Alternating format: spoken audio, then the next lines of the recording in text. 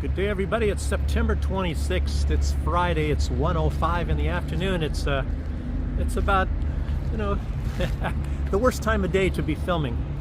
So, and that seems to be par for the course for me. Normally I'm filming around the worst time when the sun is like, well, it's not really overhead. We're up a little bit too far north here for it to be over your head. It's obviously in a southern hemisphere. Anyway, my destination is over there. If you can see it far in the distance, it's a shopping center, and I've come here very often. This is kind of like a not so rich area of Minsk, and you see this busy highway running horizontal across your screen, and not this one down here.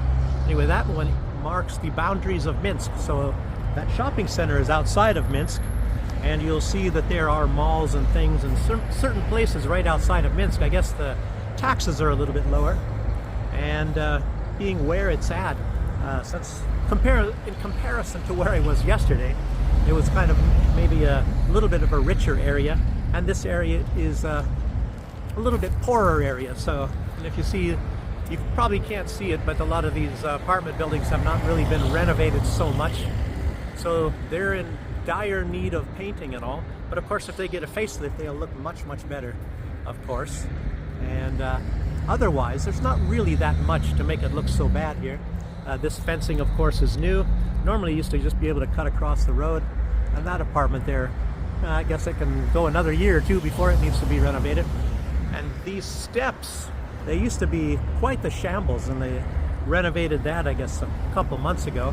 But that's how that works in Belarus. You know, things slowly get renovated, and sometimes you find some stuff that still goes back in maybe the latter part of the Soviet years, and still around. You know, those are kind of the exciting places to look at a little bit. Maybe they're a little run down, but they're very interesting because you see the architecture and everything else.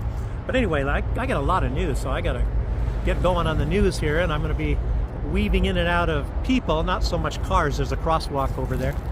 It looks like a little bit of construction. There's construction everywhere whenever it's the months where it's not so cold and not snow. So that's going to end very soon. It's getting a little bit colder now. Most everybody's wearing some sort of a jacket. So anyway, the news. Let me first mention, news related, that there's still stuff coming out with this assassination of Charlie Kirk, and for the most part, what it's all indicating is that the so-called official story, even though I don't know that the government has actually called it the official story yet. I think Kash Patel has said they're still looking at things, but the so-called official story is a bunch of bull, and it doesn't make any sense whatsoever. None of the evidence works out. You know, you see this guy running across the roof, there's no gun, and somehow the gun is in the forest, but this guy doesn't have a gun, and witnesses say some guy was wearing tactical gear, and then they have the bullet, the trajectory of it. I've always mentioned the sound. Now some people are actually talking about that. I was saying that from the very beginning because, I ran in track and I was in the military. I shot rifles at firing ranges, even a short distance. I'll tell you what, even to where that couple right there is walking, if somebody fires a gun from there, the sound, it takes us at least a second or two to get to where I'm standing. And if that guy was 150 to 200 meters away, it's just not going to happen. You're not going to hear the shot at the same time as Charlie Kirk slumps over. And when you see the video footage, anyway, I don't want to get into this stuff. I've already talked about it. It's just something that nobody really ever talks about. You don't hear in the videos, you see the Charlie Kirk slumps over at the same time as you hear the shot. So that right there nullifies the fact that this guy was 150 meters away. And whether it even was this Tyler Robinson, there's just way too many holes. And if I was a lawyer, I could get him off so easily. 15 minutes into the trial, as long as I have a chance to open up my mouth, they would have basically called thrown out the whole thing. And then you had this this what is his name, George Zinn, saying I did it, you know, and distracted everybody. And it's like, what the heck? Why would somebody do that anyway? Anyway, way too much. You could talk all day about this stuff. None of it makes any sense anyway. But let's get a little bit further here. There's so much stuff. Okay, there's one part I'll just mention about that Charlie Kirk thing. There was somebody that was putting something out, and somebody, I guess they froze the bullet in air. They had this recording, and they have the bullet going, and it was from the back. But I don't even think Candace Owens has been looking at that. And to me, it sounds very, very, very plausible. You can't even believe your own eyes nowadays with things going on. Now they have deep fakes, and they have AI, and they have all this kind of crap, and you know, it's going to be so very, very easy to obfuscate the truth. Even Ukraine is coming out and saying that all this information that Russia puts out is all based on AI. You know, which I don't think so. I really don't think so. You know, it's like it's AI. They make it so absolutely convincing, and that they're such experts at it. Well, then why doesn't Ukraine do that? I don't know. Matter of fact, Ukraine does do that, but I don't think we are that far yet to where they can incredibly fool people with common sense and everything else. You have to look at people's motivations and why they're doing things. And anyway, okay, but let's keep going. Get off of this stuff. If you really want to see most of that information, Candace Owens, of course, she's the one that has the most and the best, and everybody's saying refer to Candace Owens, but like, again, she did not talk about that bullet that came from the back. She was the only one that apparently saw this footage or something based on the SD card from the camera that was behind Charlie Kirk. Nobody else has put anything out about that. She said there was no blood, but I don't know. People can be fooled, and things can be erased. You know, they have film footage of Zelensky and Trump fighting in the White House, rolling on the ground and fighting and throwing punches at each other. I mean, deep fakes and AI, they can do just about anything nowadays. You can take the blood shooting, and as a matter of fact, I think they even show a little bit based on that bullet, when that bullet hit apparently Charlie Kirk from behind the head. So sorry, I guess I'm a little bit carried away about this Charlie Kirk stuff. I don't like being lied to and fooled. I'm sure most of you don't either. Maybe that's why you watch my channel. So let's see.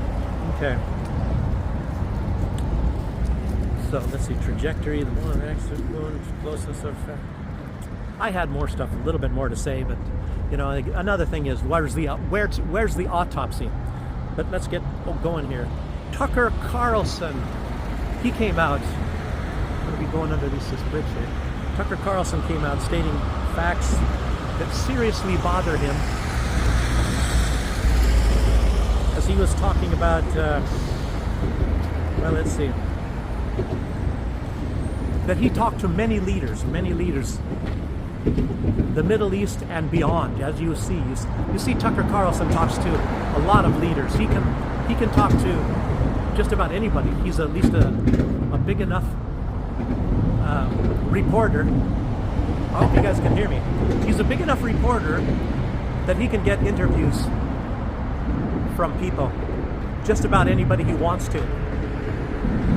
Even Vladimir Putin, Viktor Orban, whoever else. Actually, I'm supposed to go that way. I've gone this way before. Made a video walking around in some of the houses. It's a very strange area. It's like it's a village that's far outside of Minsk. You know, the people here, they never saw a cell phone and things like that, just right over here. I mean, I was walking through there, and they were kind of amazed. So maybe I can walk around here. It might not be that loud, this little area. A lot of people looking at me from their cars, of course. But anyway, Tucker Carlson, he said that Netanyahu, that these leaders have told him, and to me this is kind of like ridiculous news, but I know this, and I've known this for a long time, that Netanyahu has made light of this. from back in the 1980s that virtually Israel and he himself, he controls the United States government. He comes right out. He said it in a video when he was very young. Back in the 80s, he said that. It's somebody put that up online, and it's, you know, it goes way back. You don't even recognize Benjamin Netanyahu. He has a full head of hair and everything. And he comes right out and says that basically he controls the United States. And it's been known for a long time. I've mentioned that so often on this show. If I had been doing this podcast for 10 years, I would have been saying it back then, you know? Because even back then, I think back in about, at least around the year 2005 or so, Israel has put out, it's much cheaper to buy a politician than to buy a tank. And they put out lots of remarks like that. And it's undeniable, it's an undeniable fact that they have tremendous, tremendous control of the United States government. Absolutely tremendous. And sometimes it goes beyond the word tremendous. And Tucker Carlson is actually even saying that, and so many people will say that as well. As a matter of fact, there's Israelis, there's Jews that say that the United States is controlled by virtually Israel, and of course, people that sympathize with Israel, mostly Jewish, of course, in the United States. Undeniable. So what else he said there?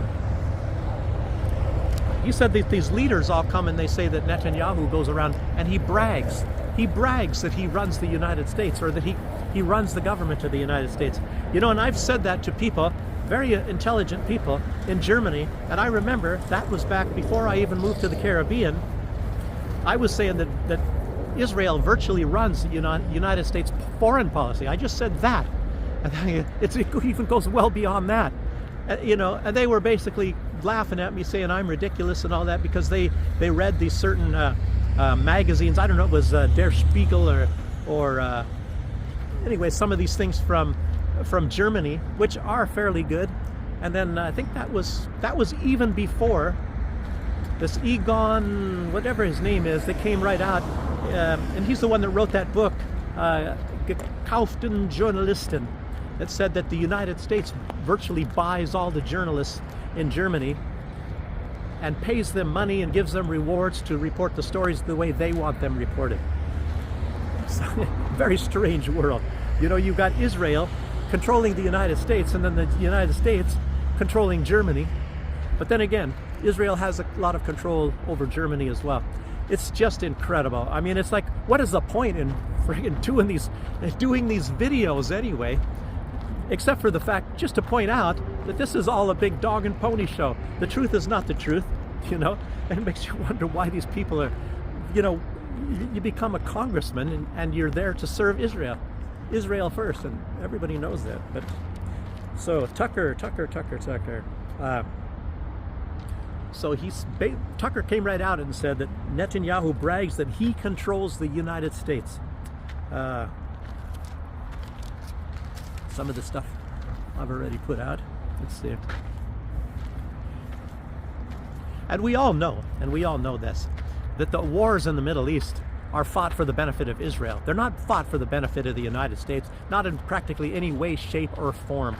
You know, you look at the Project for a New American Century, you know, mostly penned by Paul Wolfowitz, you know, with Daniel Pearl and a lot of other neocons, and, you know, on the chapter that they wrote called Rebuilding America's Defenses, in that part, you know, they basically said, oh, we got to move into an oil-rich country in the Middle East, and from that country we need to control the other oil-rich countries within the Middle East. And when you control the oil supply, then you have, you know, you're basically the masters of the universe. So, you know, and it sort of worked out that way. That's what it was all about with 9/11 and all that. Incredible. And then there's that damn Pepe Escobar from Brazil, that reporter. He wrote a book called Pipelineistan. And of course there's a lot of truth in that. I don't know why Pepe doesn't even keep talking about it. A lot of people should be talking about that too. But he's outlining in there that it's you know, there's a lot of, and it's obvious, a lot of these pipelines that are running all over the place, and it's normally, he says, he called it Pipelineistan because it's mostly through the stands, you know, Turkmenistan and Uzbekistan and all the stands, and stand here and a stand there, everywhere a stand, You know, all these pipelines going all over the place, and that's a tremendous amount of wealth now. And now you're seeing this now with a lot of these pipelines also. You know, not just Nord Stream 1 and Nord Stream 2 and whatever that line is that Norway built, and they opened it up the day after the United States blew up Nord Stream's, you know, the entirety of Nord Stream 1 and one of the branches of Nord Stream 2. Ah, boy. So the pipelines that's another thing right there. Wow. And then there's the Turk Stream. Oh boy, there's a little bit about the Turk Stream, more about the oil that has a little bit in the news today, you know, through Donald Trump and his meetings with Erdogan. You know, well, he was there for the General Assembly.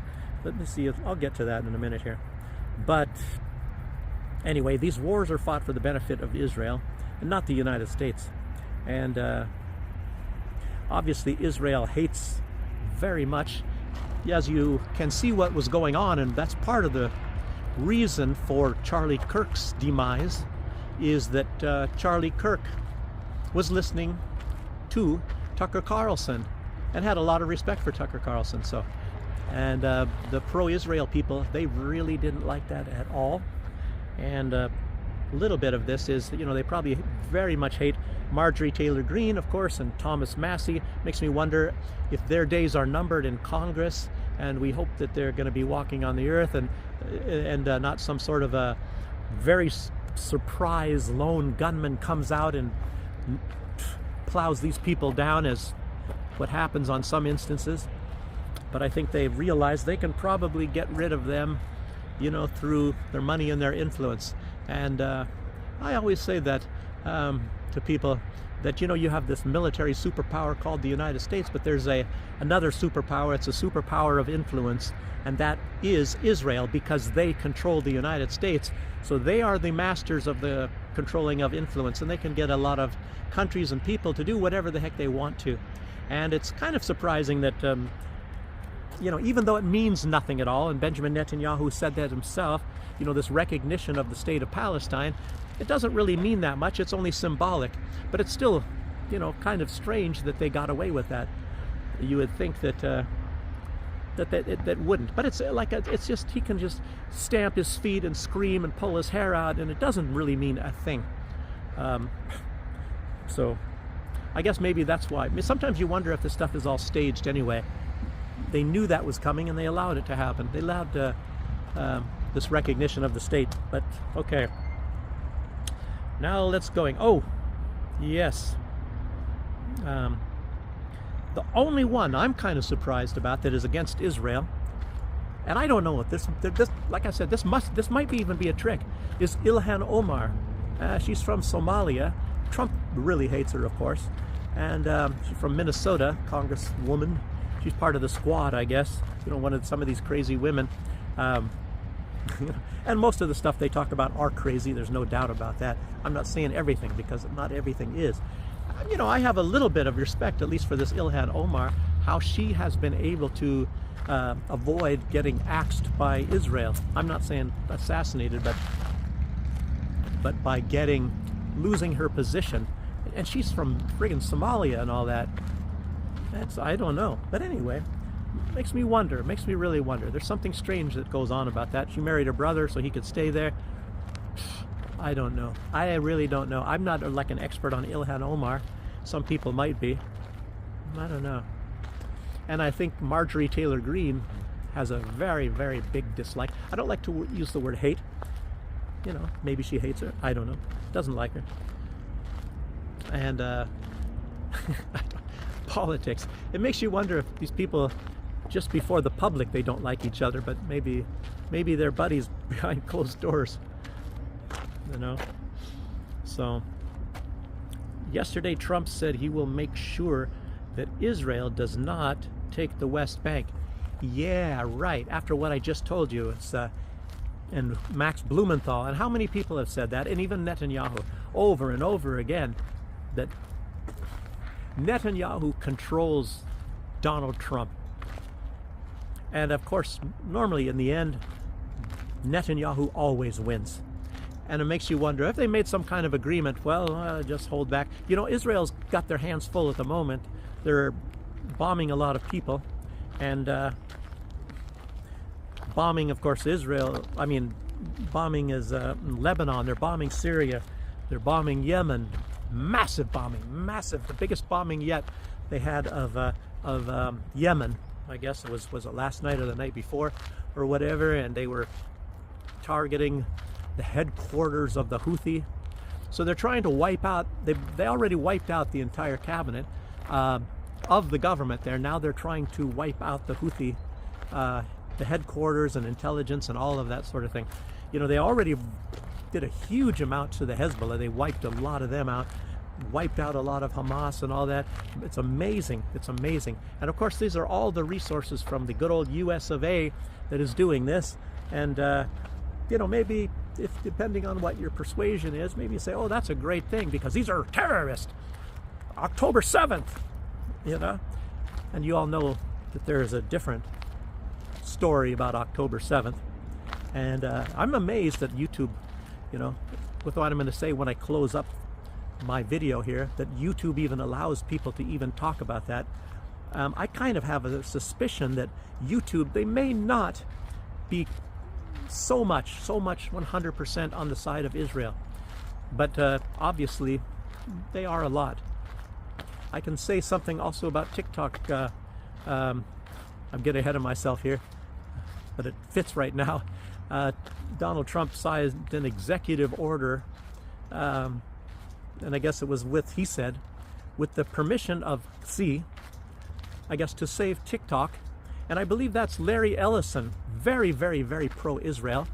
And he is getting most all of the control of TikTok, which means it's going to now, they're going to probably be censoring anything that is too much, according to them, too much pro-Palestine. And you're going to see a big slant now towards Israel. A big slant.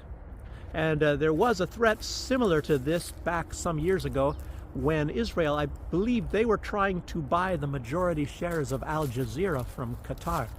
And it didn't quite really happen, but they own, I guess, if it's still true, I just remember this from years ago. So if it is still true, pro-Israel rich people own a significant portion of Al Jazeera. It makes you wonder how that could work out when the people of wherever the offices of Al Jazeera are located are not really at all pro-Israel. They're, in fact, anti-Israel. So that's kind of interesting if that could actually work. So let's take a walk in the meadow here. Looks like somebody's had or is going to have some kind of a bonfire here. Maybe waiting for right conditions. I probably can't really walk in this meadow. It probably belongs to somebody, maybe somebody over here. But anyway, let's keep going with some news here. So Donald Trump is saying also that he is going to make sure, like I said, that Israel does not take over the West Bank. Really? And he had that meeting with these Arab people, and I don't know, I tell you what, I wouldn't trust that as far as I can spit, you know? I wouldn't trust that at all. I don't buy it. I don't buy it. You know? First, knowing that Donald Trump is not in control of Donald Trump, Benjamin Netanyahu has got him by the family jewels. Ooh, ooh, ooh, ooh, like Michael Jackson, you know? I mean, Max Blumenthal put that out, and so many others. So, and they're going to come up with some reason or some kind of a excuse or some happening that makes sure that Israel does, or they're going to do it and just not admit that they're doing it. I don't know. There's all sorts of things, and Israel probably knows this. Maybe Donald Trump knows this. Don't hold your breath on it is all I'm trying to say. And for how long? For how long anyway? That is the goal for Eretz Israel, and a lot of people still talk about that. Lately, it's about this greater Israel. You know, this project to take over huge amounts of lands and territory all around there, and they're already, I believe I read something, it was just a day or two ago, they're already moving huge amounts of settlers. They're all over in the West Bank, in huge areas. It's de facto more Israeli in some places than it is Palestinian. And that hasn't, and Donald Trump did not say anything about a Palestinian state or nothing. And Benjamin Netanyahu also put out what yesterday? It will never happen. That's not going to be a Palestinian state. So, and I don't know, Benjamin Netanyahu is unfortunately one of the most powerful leaders on earth. You definitely have to put him in the top 5.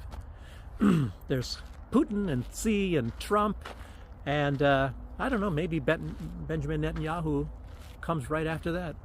Maybe he's number the fourth most powerful master of the universe. Yes, okay. Where am I at here? A lot I can say about Donald Trump. I'll even have more about Donald Trump later because he was doing a lot of talking.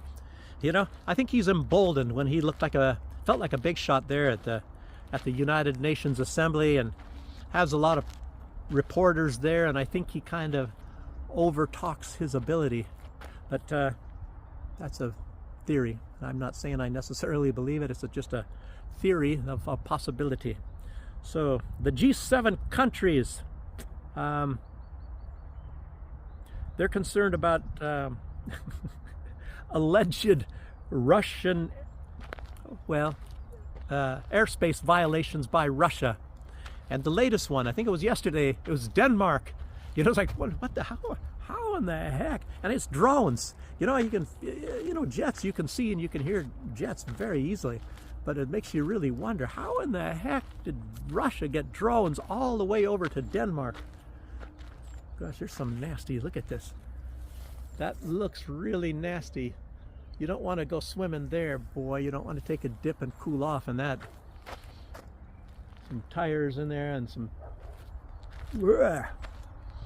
you know, one of the only things that Belarus had in the old days, you know, with invasions by the Germans and by the Napoleon's forces and all that, was that there's a lot of swamps. So there were certain areas they knew the troops would not be coming through those areas. Nobody would be going through those. It's too swampy. Of course, now a lot of this stuff is drained, and swamps are taken. There's still some swampy places in Belarus, and but anyway, that's just a little swamp hole there. So let's see. Denmark is saying that it was over 2 airports that they're Russian drones. You know, I'll tell you what, and the truth is, they're not even sure. They don't even have any evidence that there were drones of any kind, and there probably were drones. Somebody said that there were some drones, but how do they know it wasn't just some private people sending up their drones? I mean, in Belarus, I think you're allowed to have drones. You're not allowed to fly drones. You know, we're right next to Ukraine, and Ukraine uses drones, and I didn't witness myself a drone. I talked about this before, and there was a drone attack on a Russian plane from an airport that's somewhere in the area a little bit south of Minsk, I guess, and so it did some damage to it. And then Lukashenko really didn't like that, because there was actually at the very beginning of the military operation, there was jets and things flying from Belarus to Ukraine and doing some bombing and all that, and maybe that is one of the reasons why Russia was very close to Kiev in the northern parts, and that includes Bucha. Bucha is north of Kiev, and maybe a lot of that came about because of the air power that was departing from Belarus at that time. But in any case, after that, there's no real troops or air activity coming from Belarus. There was a guy on YouTube, and his name starts with a B, and I don't want to hope there's none of the guys that I really do like that their name starts with a B. This guy was some kind of a mixed thing. He's not I don't know if he's part black or whatever the deal. Anyway, he brags and says he's a CIA agent or something like that. He was talking about this stuff and talking about that there's going to be an invasion from Belarus and all that stuff. I mean, it's not because of that, but the guy, he just wasn't plausible at all. And I've seen him, he's even goes on some YouTube channels of people, you know, that have gotten very reputable people and all that on there. And this guy has been on there, and I was noticing right away, this guy is nothing but a friggin' fraud. And I'm thinking, why, you know,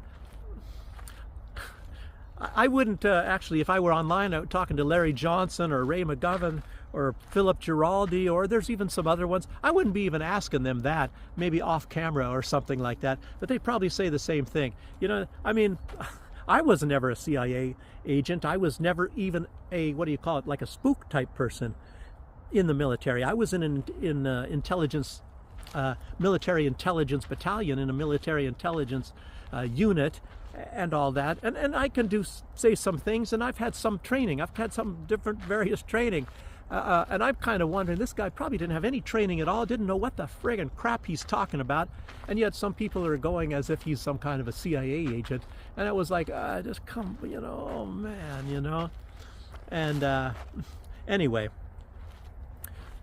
But that never happened, of course. I knew it would never happen. At the same time, Scott Ritter was basically, somebody was asking him and all that, and he said, no, the purpose, and Scott Ritter's he's damn sharp. He's damn sharp, you have to say that. He was saying that the purpose of Belarus is to watch Russia's back. And of course it is, and it's not necessarily even the Belarusian military, because at that time, I don't even know what it is now. I don't even know if there are hardly any, I'm sure there must be Russian military still in Belarus. I saw some back in those days. I haven't seen any for like a year or 2 years now. But I even saw Wagner people and all. I don't see any of that anymore. I just see Belarusian people. But in any case, it was just to watch their back. And now Ukraine has got lots of mines and dragon's teeth and all that lined up on the borders of Belarus and all that. You know, but you know, it works both ways. I don't think Belarus has any intention of ever moving through there. I don't even think Russia does. I really don't. And it just makes it so if Ukraine wants to invade Belarus or wants to come from the south, the activity is going to be noticed by satellite, because they'll be removing the dragon's teeth, or maybe even the mines, or they know where there isn't mines and where the military would have to come through. So that's so that works in the favor of Russia as well. Sorry, I'm going off topic here a lot, but anyway, where am I? Yeah, anyway, this attack of drones in Denmark is based completely on assumption. None of this stuff. You know, what was it? There was one supposedly Poland and Romania and Estonia. I think it was some jets, but they have never ever come up with any proof whatsoever. Russia denies that they were doing anything like that. And you know, when I was saying something about like these Korean soldiers, that they're invisible, North Korean soldiers and all that, Russia really never denied that, and they did have soldiers. And I was thinking, because it just didn't make any sense, but I guess it did, and they just sent some. It was probably kind of symbolic to a large extent that they helped them out only in the Kursk region. And I'll tell you what, honestly, it's not that Russia needed those Korean soldiers. I think it was just in a large part, maybe even insisted upon by Kim Jong-un to show that he actually is in solidarity with Russia. So, and I think it was like, I don't know if it was even 2,000. I don't think it was even 2,000. So, what is a battalion? 1,000 would have been 2 battalions. I don't even think it was that many. So anyway, that's enough said about that. So it's not like I was fooled, because I don't think Russia ever said that there is or isn't. They never denied it. It was me. So maybe I could say it's an error on my part, even though I don't ever make any errors. No, I'm just kidding. Let's see what else we got here. Even Macron and even Trump, they're falling for this too. They're going along, you know, but it's based on this assumption that anything that Russia says is a lie, and anything and everything that the West says is true. So when any country comes out and says something, and it's like all of a sudden Russia's sending drones over all of these territories and all these countries, and then you know, Trump was asked, should they shoot them down, and Trump said yes, you know, and Russia is not like getting pissed off about that. It's because they don't have any, because they're not doing it. They said they're not doing it, and I guess I believe Russia, you know. Otherwise they would say, oh no, don't shoot them down. I think Marco Rubio said, you know, not to be so rash and do that. And, you know, Russia and United States, they did that very often during the Cold War. At some point, you know, certain areas, you know, and then I think both sides knew that it wasn't going to be any kind of war, and it wasn't any sort of a big deal. Sometimes these pilots go off course, and sometimes they do it purposely, you know. So I don't know. And then they just get escorted back. But I guess now they want a war, you know, so they said, Trump's basically saying, and all these people are saying, shoot them down, you know. It's like, it's really strange. I don't, you know what is most pissing off?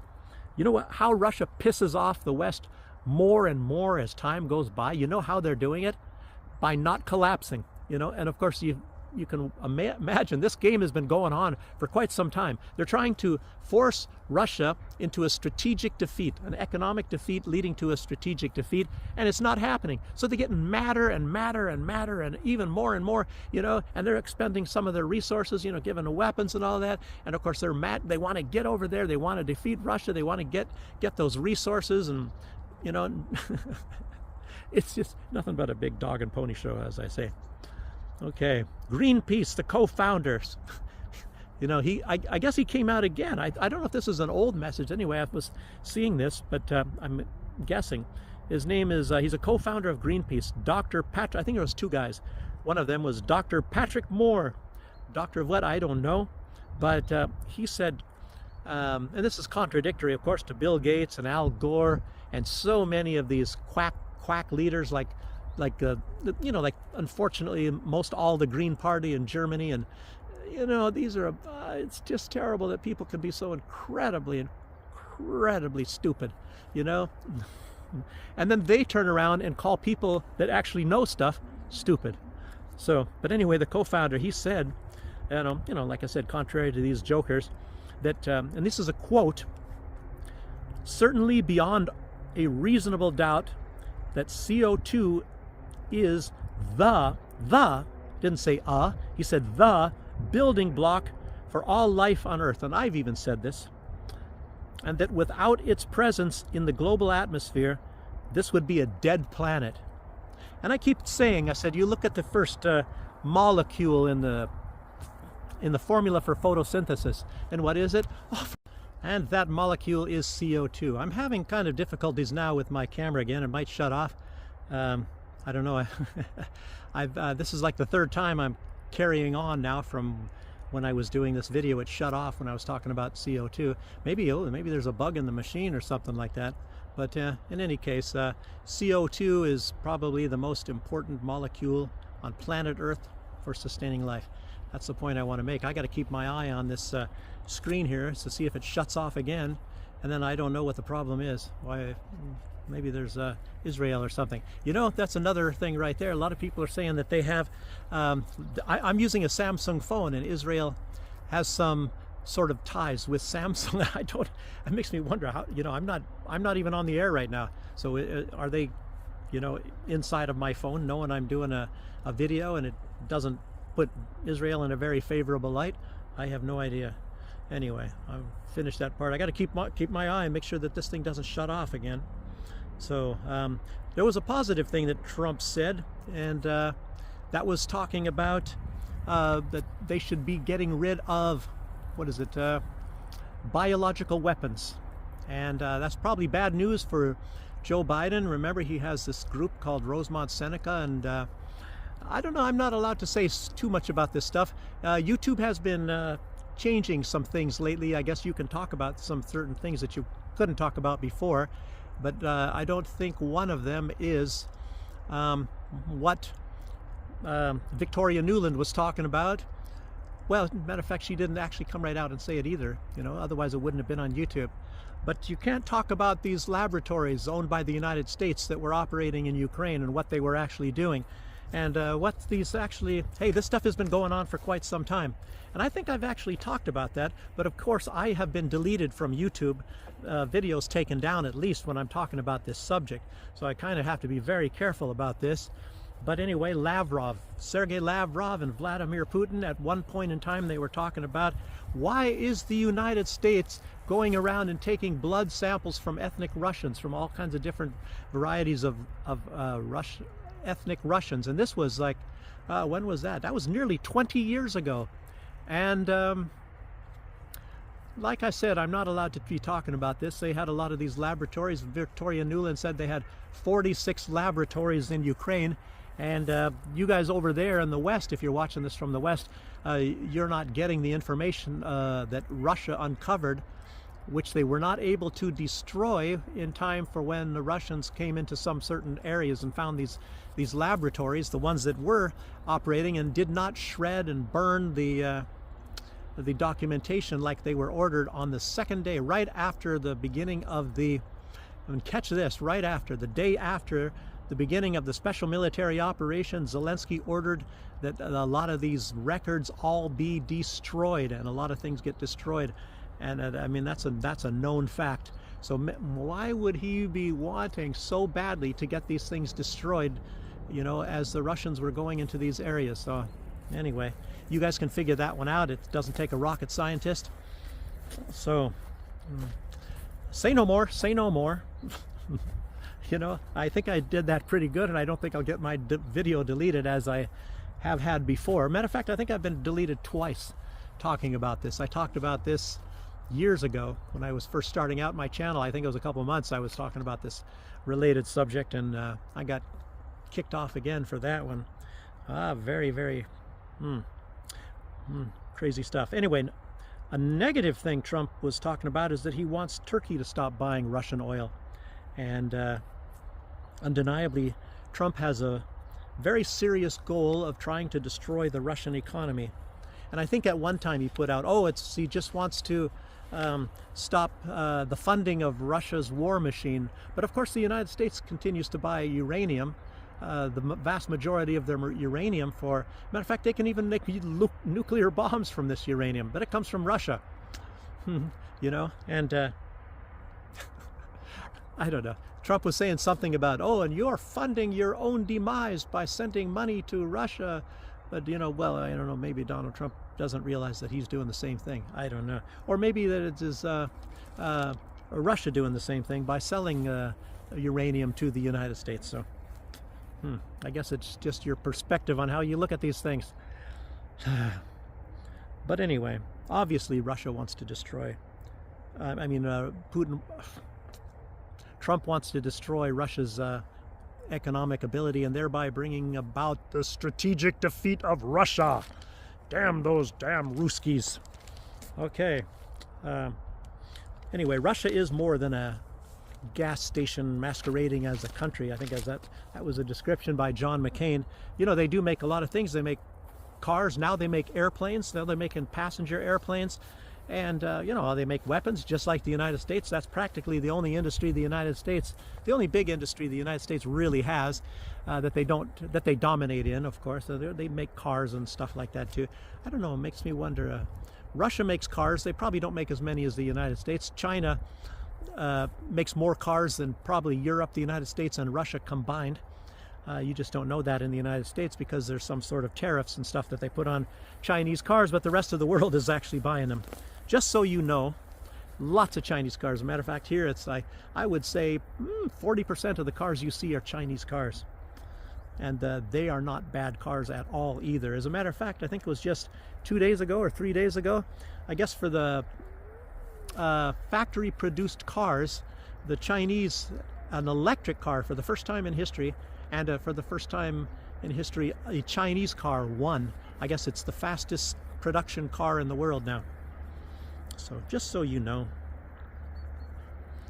Yes, but I'll tell you what, like I said, if Russia loses the EU, which doesn't get a heck of a lot, really, it's not make or break for Russia anyway. If the EU stop buying all gas and fuel, you know, of course it's significant. And it's more significant, of course, if they lose Turkey and India. And the United States is really trying to get India now, and Zelensky seems very confident, as I said in a video, that Trump is going to somehow get India to stop buying Russian oil. And I think Zelensky was acting as if India is going to go to the dark side and join Ukraine and the United States. And of course, as you all know, that this, for the most part, the war is being waged by the United States against Russia. And, you know, Donald Trump saying, oh, we should be friends with Russia and all that sort of stuff. Well, virtually all of this stuff comes from the United States, and Ukraine is nothing more than a tool. They're just a tool, and they're the ones putting up the bodies. And as a matter of fact, Ukraine said they're very happy to do that, to risk their own people and watch their own people die, and at the very minimum, hundreds of thousands. And if you look at some of the messages that Ukraine has put out itself, and some people have gotten a hold of, it's I think that was what, a week or two ago, it was 1.7 or 1.8 million Ukrainians have died in that war. And I think, well, Colonel McGregor, I think he put out even a few days ago, he said, oh, Russia's only losing people in single digits or whatever sort of. That's not necessarily true. That's not true, because I can kind of get some view, and I wouldn't betray anybody. But anyway, Russia, sometimes they lose very few people. I don't know if it was ever like 9. I think it was, maybe in some days it was, actually. But I think it's in like double digits, maybe 37 or something. But on the same day, the Ukrainians are losing far more, many hundreds, of course. The Ukrainians are losing many, many more than the Russians are. And like the source that I have got is definitely I mean, they have a source that's definitely reliable, and I don't ever ask for any numbers. I'm not trying to get anything, but Russia's losing far, far less than Ukraine. And I guess there's some times and some days, or maybe a week or something, when Russia loses a lot more, but I guess it kind of fluctuates. But they don't lose more than Ukraine. I don't think they ever lose more than Ukraine, just so you know. Okay. He also, Trump, you know, even though he wants, actually he'd be destroying Turkey's economy too, just like he's destroying Europe's economy, you know, by even trying to push them even more from buying Russian fuel. It's pretty amazing. So we're going to be the sole survivor. That's what Trump wants to be, the richest country on earth, far better than everybody else. Everybody else is fighting against it. That's what he's engineering. It's sort of like what Israel does a lot of the time, and they've admitted that they do that. They get everybody else to fight each other. They get depleted, while Israel just kind of kicks back. But right now, of course, Israel is doing all the bombing themselves. You know, of course, they don't lose hardly any people.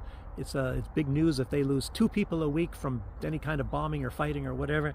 Sometimes they lose maybe a few more soldiers. I don't know. Who knows if they even put out how many. Russia doesn't really put out officially how many soldiers they lose, but there are, believe me, there are records, and a lot of people do know, but they're not coming out forward and saying how many Russia does lose. And it's still, like I said, it's significantly less than Ukraine anyway. Yes. Also, some reporters were talking about this gas, you know, Turkey buying gas, and Trump said that Erdogan will stop buying Russian oil and gas if he tells him to. It's kind of strange, and I'm thinking that Putin, or that Trump is just getting a big hit after, you know, being before the United Nations and, you know, getting all the attention, and he's saying that, acting like he can get Erdogan to stop. I don't know. He couldn't get India to stop buying. He doesn't have control over Brazil even, or a lot of other countries. So I don't know.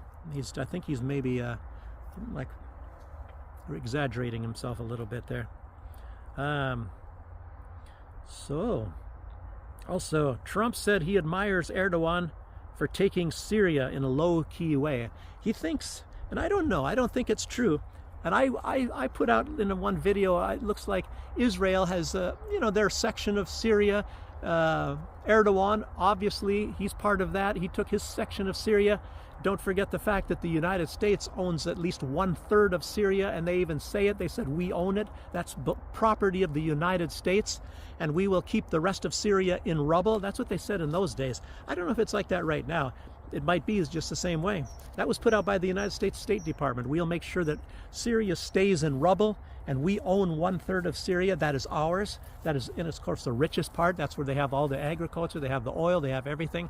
So I guess you could say the 1/3, the biggest breadbasket of Syria, belongs to the United States. They're doing as they please with it, and it's still the case. So just so you keep that in mind. But anyway, he said he admires Erdogan for taking over Syria, as if, I don't think that guy's that guy is very weak. The leader of Syria is very weak. I don't know, people acting like I don't know, courting him around, and who was it, General Petraeus, acting like he's buddies with him and all that, and the guy was a terrorist, you know, and I don't know, it's just a weird thing. It's a weird thing to me right there, and I don't think the guy really even knows what he's doing, to be honest with you. So, and that's all I want to say about that. I mean, the guy that's leading Syria. Let's see. Anyway, Trump is also saying that it's China and India's fault, the Ukraine war, that it keeps going, I guess. Not the United States for sending lots of weapons and bombs and money, and the European Union as well. But no. Because the whole thing, it has to go with the defeat of Russia. So Trump is just thinking that this will not end until Russia is defeated. So that's basically what Trump is saying. I mean, you read between the lines there, and damn them, damn chinks and those Indian, whatever the heck the bad word is for they are, you know, they're keeping this going here, and it's all their fault. All the violence is their fault. It's not our fault, you know, giving bombs and intelligence and satellite information and all that other sort of stuff, helping the British doing sabotage, trying to blow up bridges like the Crimean Bridge and all that. That is just being friendly. But it's damn China that's not even involved, and India's not even involved militarily. It's their fault that the war is going. It's Biden's war. Wait a minute. Chinese? Is that China and India, or is it Biden's war? Or well, anyway, I'll get back with you on that. Well, Europe? And wait a minute, I sell weapons to Europe that goes... Actually, he doesn't sell them to Europe. He sells them to Ukraine. It's just that Europe pays for them. They go directly to Ukraine. There is no middleman. It goes directly to Ukraine. The weapons that the U.S. is now sending. It's just that now he's making money from killing people. So that's a lot different. That's a lot different than stopping the killing. So if you make money while you're killing, that is at least kind of in between. That's the compromise. And you have to compromise. You have to learn to compromise as a politician. So that's how that's going for Donald Trump. Jeez. And like in Israel, so you know, we can get Gaza and we can make it a big place, nice place for a lot of rich people. So the killing is all right. You know, it's just, I mean, if you look at the real numbers, it's just like, I don't know, somewhere between 300 and 400,000 dead Palestinians, most of them children and women. But you know, that's okay. There's no problem there, because the rich people will be happy at some point in time. That's all that matters. That's all that ever matters, is that the rich people, you know, win out. Yeah. Yes, okay.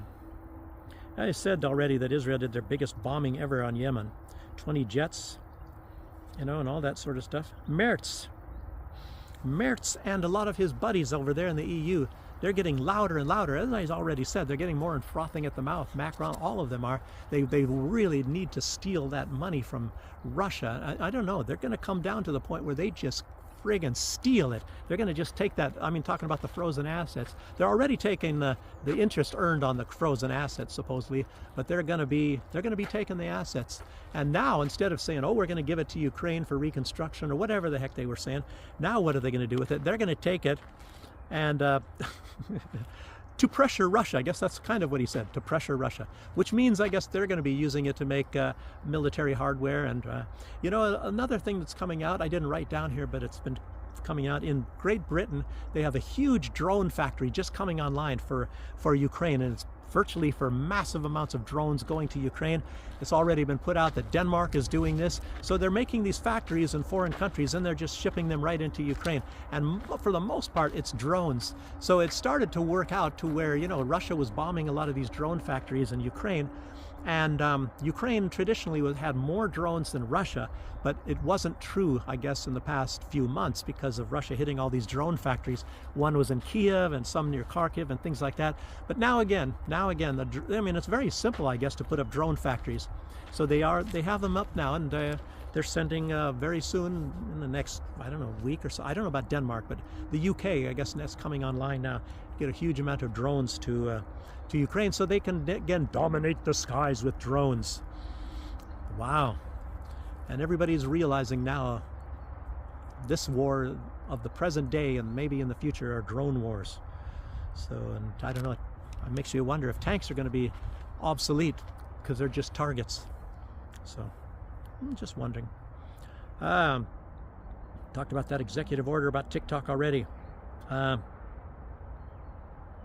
Trump also put out that it's the rich people.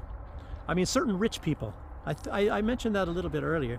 They're the ones that are funding all these protests and the civil unrest and all this stuff in the United States as everywhere. And everybody knows that George Soros is behind it. He's funding even a lot of the immigration. He's paying a lot of the way, for these trains, and he's paying these people. That's a lot of people, flooding into different countries, I guess, to get everybody fighting against each other, kill each other for the most part is what a big part of this is. And when you kill people, then you reduce the world's population and all that, get everybody fighting.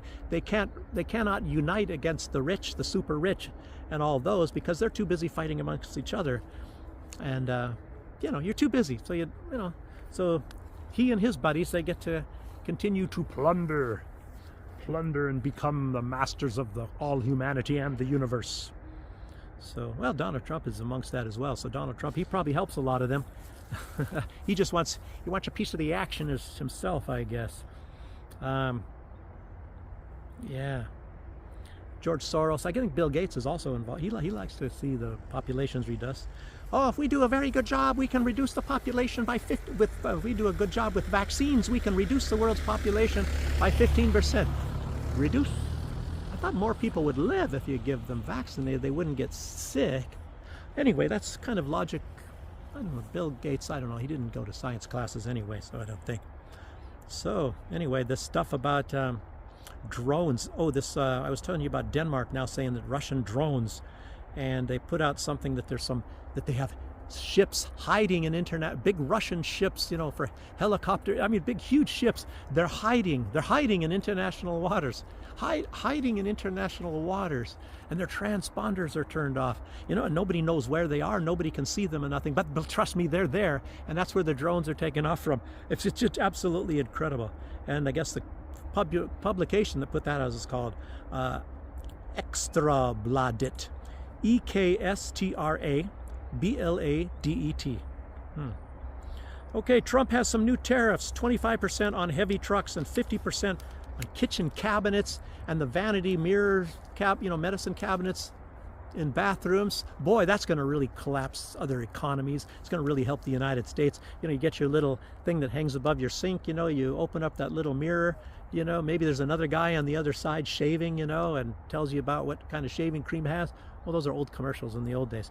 But anyway, so you get your tablets or your shaving cream, and your razor is in there. So I guess there's going to be a huge 50% tariff on those things. So kitchen cabinets, Germany's some, I can understand that. Poland, they put out some cheap kitchen cabinets too. I don't know if they're coming to the States. A lot of countries probably do. But anyway, that's to make sure that the Americans nobody's going to be sending them to the U.S. probably anymore. Okay, and 100% on pharmaceuticals, unless those said companies are building factories, in the process of breaking ground at least, he said, factories in the United States. So in other words, medications and things like that, there's sometimes that they don't even make them in the States. And I'll tell you what, if they're going to be 100%, doesn't that seem to make medications more expensive for people that normally can't even afford them? But yet he's going to bring down drug prices? I don't know. Let's see how he does this. I don't know. Or is it just going to be something he says he does and he did and he never did? Wow. And one of the last things I said, Vivek Ramaswamy, remember, he's a very well-put guy. He's a self-made millionaire, young guy. He was buddies with Elon Musk. Remember at the beginning of this, whatever this thing that he was doing, Elon Musk, about saving money for the United States. He was part of that. And anyway, but Vivek Ramaswamy is pleading with YouTube. I've heard of YouTube. He's pleading with YouTube to stop the censorship practices and to reinstate Nick Fuentes, whoever. I think I know who that guy is, but I've never paid attention to him. And I can't watch everybody. To reinstate Nick Fuentes and Alex Jones. Alex Jones has been right too many times, so they don't want to put him up. You know, and I've seen Alex Jones on some things. I don't know that it was YouTube. But anyway, I wonder, there's other things that I would rather have YouTube do, and I think I was mentioning already a little bit of things about YouTube earlier today. But apparently YouTube has been slowly lifting some of their COVID reporting, what do you call it, restrictions, you know? So it's very possible that you're now maybe even allowed to tell the truth about COVID. Before, they wanted you to put out, in my opinion, misinformation about COVID and misinformation about vaccines and all that. I don't know if they've changed about that or not. I guess I'm not putting out any information at this moment. I'm just saying the mere fact that I don't think that that YouTube was doing anything for anybody that was putting out the right information, except for deleting them, of course. I mean, we're talking about people that don't get a big profit for putting out fake information. People that just do it because they like to see, you know, good things happen to humanity rather than making huge sums of money. But, you know, money is where it's all about. That's what it's all about, you know. YouTube does some things. That's why you can't play certain musics and things like that. And there's a lot of other things. You know, money, money, money, money, money, money. That's the United States. That's the whole system. You know, a lot of people are out for money, of course. But sometimes it goes a little bit too far. Say no more. Yes. So I'm talking about the COVID. And I don't know about this stuff concerning the Biden-Trump election. I think you're allowed to even talk. Like, hey, Donald Trump talks about it. About the rigged election, you know. I guess I'm allowed to say it too then. You know, what about January 6th? Are we allowed to talk about that ever? You know, I mean, an insurrection where nobody brought any guns. An insurrection where nobody brought any guns. No violence. Nobody was beating up anybody. Nothing like that, you know. But that was an insurrection. Trust us. You know. Gosh. And the Congress wasn't even there. So it makes me wonder, well, what happens if they even burned down the Congress? Just think they had that power to do so. Think they brought some bombs and burned it up. Would that mean that they have control of the government? Anyway, that's January 6th.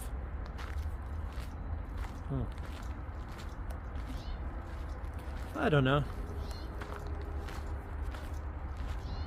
I already mentioned about the laboratories and things from the Biden family, but that's actually about all I have to put out today. Probably going to be a long video. I have to put two together again. I don't know how long is this going to be. I can't see. It's too dark here right now. It's not that the brightness. Oh, 50, 40, 50. That's around an hour or something, like usual. I don't know why my videos are all running about an hour now. But anyway, thanks for joining me, everybody. I really do appreciate that. I know that, like I've said before, I've watched my videos. I mean, some of them when I first put them up, and I'm sitting there looking at that, I see like at the very beginning, you know, and it says, you know, when they actually are uploaded, and I see like 11 views or something like that, and then it rolls to 9 views, and I'm thinking, what the heck? How do people, this is magic, that people unsee my videos, and I've had at least 4 or 5 other people tell me they've seen the same thing, where my videos are kind of going into minus views. I think they might just do that at the very beginning. I don't really know friggin' what the heck is going on, but that's what they do. Anyway, like I said, I do this partly for therapy. It actually takes way too much time. If I'm going to stop doing videos, it would be because it just takes way too much time. You know, looking at all this information, maybe I can find a different way, you know, to make it cost less time, but otherwise it takes hours. You know, the recording of the video is not so bad, but it's actually looking at all this information and trying to go through the news and things, and then sometimes you have to piece some things together. I don't know. It's a big process. So stay out of the shade here. Okay, everybody. Again, thanks for joining me, and see you on the next one. Till then, bye-bye.